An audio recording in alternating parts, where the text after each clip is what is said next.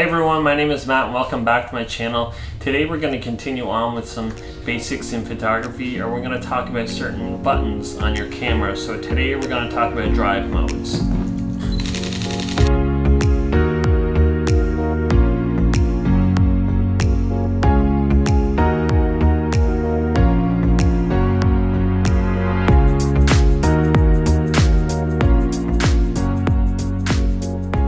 Okay, so what are drive modes? Drive modes are the various modes your shutter can operate in and take photos with. Most cameras on the market today have three different drive modes. You have single shooting or one shot, you have continuous shooting, and you have a self-timer mode as well.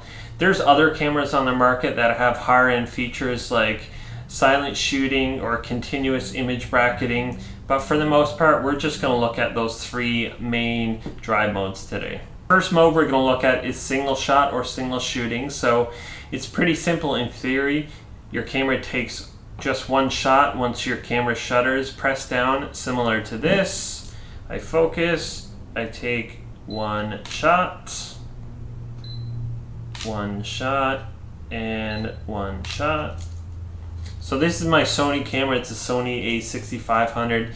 I've had this for about a year and a half, I believe.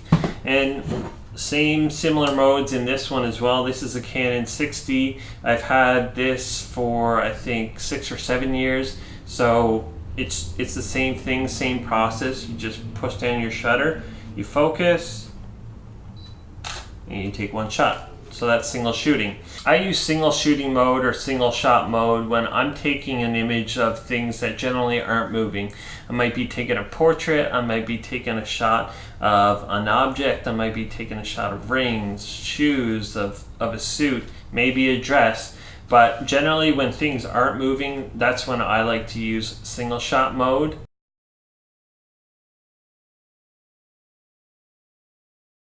The second mode we're going to look at is continuous shooting.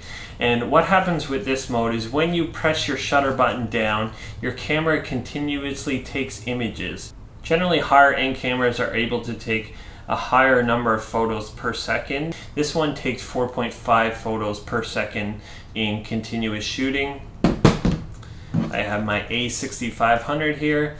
This takes 11 frames per second or 11 images per second. And I also have my Sony a7 III that I'm filming on right now. That takes 10 photos per second. I use continuous shooting mode for moving objects. So if I'm at a wedding and a bride is walking down the aisle, I'll like to have it on continuous shooting mode. Also for the dance floor, for reception, for those kinds of things where you have moving objects and people, I'll generally put it on continuous shooting mode there. If you're in single shot mode, it's generally going to be really hard to time that one shot. So you want to switch to continuous mode where you're able to get multiple shots per second to capture that image. Nature photographers also use this mode. So for example, if you're out in the forest or in nature and you see a bird flying from one tree branch to the other, you're going to want to have that on continuous mode to get multiple images and try and capture that perfect shot.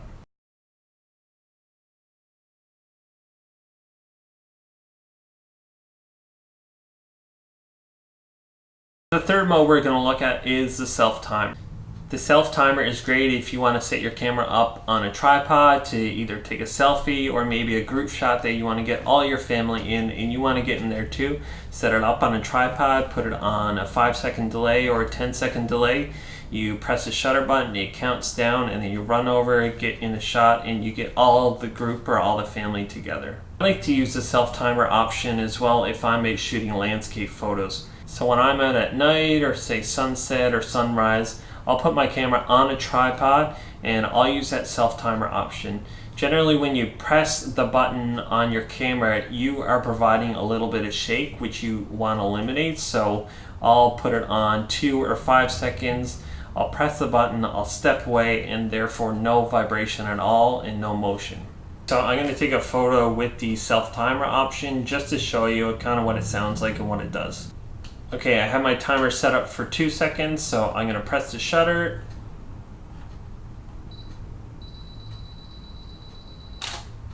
and it takes a photo. I'm going to do the same thing on my Sony as well. This time it's set up for 5 seconds.